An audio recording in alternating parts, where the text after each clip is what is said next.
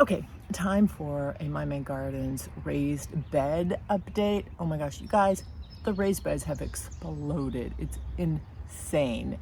I planted our beds, we have two, 5 weeks ago.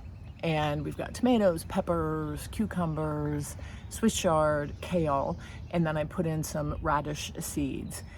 And everything has just exploded. I'm gonna show you a quick shot of what everything looked like right after planting, and then I'm going to give you a walkabout and show you where we are 5 weeks later.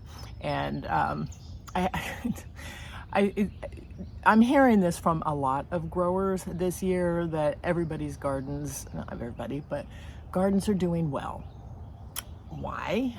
I think it's in part to do with the fact that it has been hot and steamy here in Maine. In fact, it's supposed to be 90 something here today. So we've had a lot of hot weather. We've had pretty consistent rain.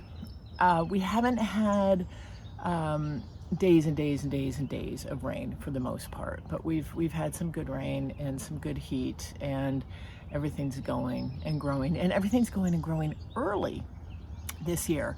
So let me give you a walkabout and show you what's happening, and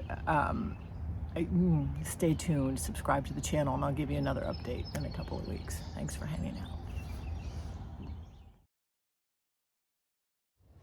All right, here we are 5 weeks in. Look at that. Oh, it's gonna be a hot one. So, peppers, ooh. Yeah, hello. Wait, where are they? Can you see? Those are habaneros. Yum.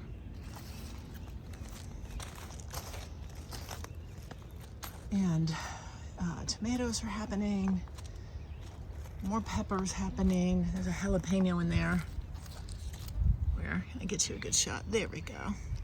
And then we've got some aromas growing. A lot of tomato blossoms. And then the cukes. Where's that giant one? There's a beauty right there. This has all happened in 5 weeks, you guys.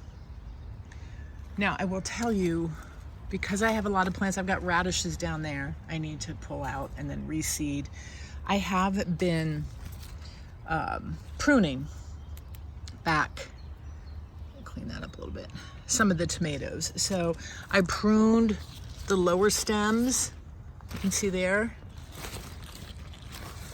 pruned the lower stems, and then I'm just watching, and I just prune back anything that doesn't look like it's gonna produce fruit.